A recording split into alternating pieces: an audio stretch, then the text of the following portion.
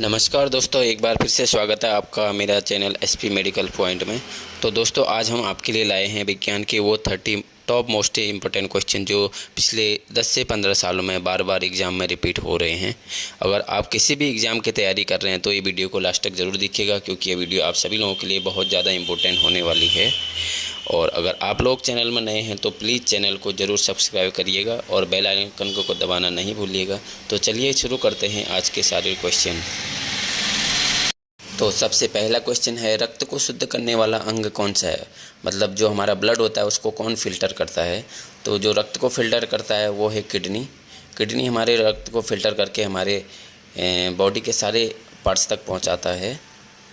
और इस पे मैंने नीचे कमेंट्स में दिया हुआ है कि रक्त को कैसे फ़िल्टर किया जाता है, और आप डायग्राम से भी समझ सकते हैं कि रक्त फ़िल्टर कैसे होता है। और अगला क्वेश्चन है, मनुष्य के शरीर का सबसे बड़ा आंतरिक अंग कौन सा है? आंतरिक अंग मतलब इंटरनली ऑर्गन कौन सा है जो सबसे बड़ा है? वो है लीवर। लीवर मनुष्य के शरीर का सबसे बड़ा आंतरिक अंग है।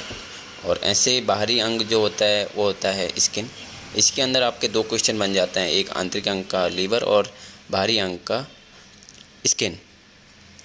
और इसके अलावा तीसरा क्वेश्चन है जो मैं अभी आपको रिपीट कर रहा था, मनुष्य के शरीर का सबसे बड़ा बाहरी अंग कौन सा है? मनुष्य के शरीर का जो सबसे बड़ा बाहरी अंग है वो है त्वचा।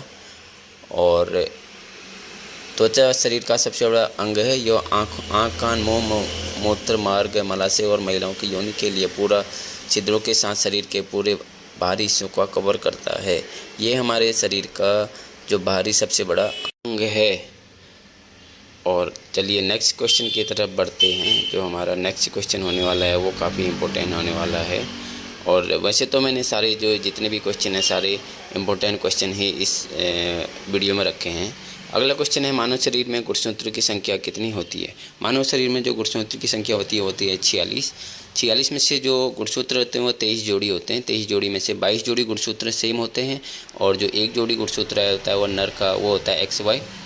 तो टोटल 46 गुणसूत्र होते हैं। इन्हीं गुणसूत्र के वजह से पता चलता है कि मादा में होने वाले बच्चे नर है या मादा है। और जो नया नेक्स्ट क्वेश्चन है वो है, मानव शरीर का पीएच मान वो कितना होता है? मानव शरीर का जो पीएच मान होता है वो होता है 7.4।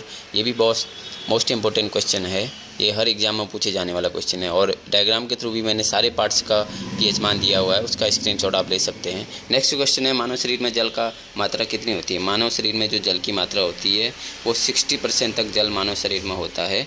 और इसके नीचे मैंने मस्तिष्क का भी लिखा हुआ है और इसके अलावा फेफड़ों का भी लिखा हुआ है। एक ही क्वेश्चन के अंदर आपके 3 क्वेश्चन बन जाते हैं। अगला क्वेश्चन है, मानव शरीर की सबसे बड़ी कोशिका कौन सी है? सबसे बड़ी जो कोशिका मानव शरीर की है वो है तंत्रिका तंत्र। और जो तंत्रिका तंत्र है ये हमारे मस्तिष्क में पाई जाती है। इसके अंदर भी 2 क्वेश्चन बन चुके हैं। और इसका अध्ययन है उसको हम न्यूरॉन कहा जाता है। जो हम तंत्रिका तंत्र का जो स्टडी करते हैं उसे हम न्यूरॉन कहते हैं। तो दोस्तों, मैं आपके लिए मोस्ट इम्पोर्टेंट क्वेश्चन लेकर आया हूँ। वीडियो आपके लिए बहुत ज़्यादा इम्पोर्टेंट होने वाली है आज की। इसके अलावा जो नया क्वेश्चन है वो है, लार में पाए जाने वाला एंजाइम कौन सा है? जो हमारा सलाइवा होता है, सलाइवा में कौन सा एंजाइम पाया जाता है? सलाइवा में पाया जाता है टाइलिन नाम का एंजाइम पाया जाता है, जो कि हमारे जो पाचन क्रिया है उसको, भोजन को पचाने की जो क्रिया होती है उसमें बहुत ज़्यादा हेल्प करता है, जिसकी वजह से हमारा भोजन पच करके हमारे पेट तक पहुंचता है। इसके अलावा जो नेक्स्ट क्वेश्चन है वो है, मानव शरीर में प्रतिदिन कितने लीटर जो मूत्र बनता है? मानव शरीर में जो पर डे जो यूरिन बनता है वो बनता है 1 से 1.5 लीटर तक यूरिन बनता है। और यूरिन का जो फिल्टर का काम करता है वो हमारी किडनी करती है, यूरिन फिल्ट्रेशन का काम। और इसके अलावा जो अगला क्वेश्चन है वो ये है कि लिंग निर्धारण होता है, लिंग निर्धारण कौन करता है? मेल या फीमेल करता है? तो लिंग निर्धारण करता है पुरुष के क्रोमोजोम पर डिपेंड होता है, क्योंकि पुरुष के क्रोमोजोम में X और Y गुणसूत्र होते हैं, और जो महिलाएं होती हैं उसमें XX गुणसूत्र होता है। और डीएनए की आकृति को क्या कहते हैं? जो डीएनए की आकृति होती है उसे डबल हेलिक्स से कहा जाता है। आप डायग्राम के थ्रू भी ईजिली समझ सकते हैं। इसी के नीचे एक क्वेश्चन और बन जाता है कि डबल हेलिक्स मॉडल का प्रस्तावित किया गया था, वो किया गया था 1953 में। और जो नेक्स्ट क्वेश्चन है वो है कि मनुष्य के शरीर में खून के शुद्धिकरण की प्रक्रिया को क्या कहा जाता है? मतलब जो खून को हम फिल्टर करते हैं उसको हम क्या कहते हैं? उसको कहा जाता है डायलिसिस। बहुत से पेशेंटों की किडनियाँ ख़राब हो जाती है, तो जब किडनियाँ ख़राब हो जाती हैं तो उस टाइम पर डायलिसिस किया जाता है। फेफड़ों में गैस का आदान प्रदान किसके द्वारा होता है? फेफड़ों में गैस का आदान प्रदान रुधिर के द्वारा होता है, मतलब ब्लड के थ्रू होता है। ब्लड हमारे फेफड़ों से ऑक्सीजन को हमारे बॉडी के सारे भागों तक पहुंचाता है और सारे भागों से CO2 को हमारे फेफड़ों तक लाता है। ये सारा काम ब्लड का रहता है। इसके अलावा नेक्स्ट क्वेश्चन है कि रक्त समूह के खोजकर्ता कौन है? रक्त समूह के खोजकर्ता हैं कार्ल लैंडस्टीनर ने, और इन्होंने 1900 से 1901 के दौरान रक्त समूह या फिर ब्लड ग्रुप भी कहते हैं उसकी खोज की थी। अगला क्वेश्चन है HIV द्वारा होने वाला रोग कौन सा है? ये मोस्ट इंपॉर्टेंट क्वेश्चन है। HIV द्वारा एड्स से रोग होता है। एड्स का फुल फॉर्म भी मैंने नीचे दिया हुआ है, एक्वायर्ड इम्यूनोडेफिशिएंसी सिंड्रोम। इसके अंदर भी 2 क्वेश्चन बन जाते हैं। अगला क्वेश्चन है रक्तचाप मापने के लिए किस उपकरण का प्रयोग किया जाता है? रक्तचाप मतलब ब्लड प्रेशर। ब्लड प्रेशर को हम नापते हैं स्पेग्नोमैनोमीटर के थ्रू नापा जाता है ब्लड प्रेशर, और ब्लड प्रेशर जो नॉर्मली होता है वो होता है 120 से 80। अगला क्वेश्चन है इंसुलिन हार्मोन किस अंग से स्रावित होता है? अग्न्याशय से हमारा इंसुलिन हार्मोन स्रावित होता है, जिसे हम पैनक्रियाज भी कहते हैं। और पैनक्रियाज का जो इंसुलिन का जो मेन काम होता है वह ग्लूकोज को ग्लाइकोजन में कन्वर्ट करना होता है। अगला एक मोस्ट इंपॉर्टेंट क्वेश्चन और है नाखून में पाए जाने वाला प्रोटीन कौन सा है? नाखूनों में जो प्रोटीन पाया जाता है वह है केराटिन। केराटिन जो हमारे नाखूनों के अंदर पाया जाता है। सामान्य जुकाम जो कॉमन कोल्ड होता है वो किस वायरस के कारण होता है? वो होता है रीनो विषाणु के कारण या फिर रीनो वायरस के कारण जो हमारा कॉमन कोल्ड होता है वो फैलता है।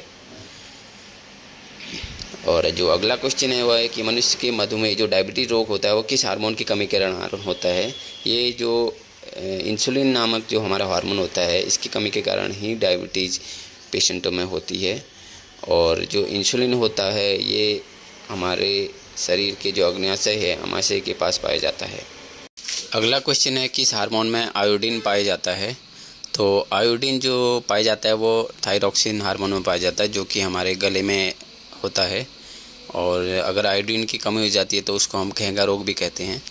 अगला क्वेश्चन है पैरोटिड ग्रंथि कहाँ पाई जाती है? जो पैरोटिड ग्लैंड होती है वो हमारे कान के नीचे वाले हिस्से में पाई जाती है।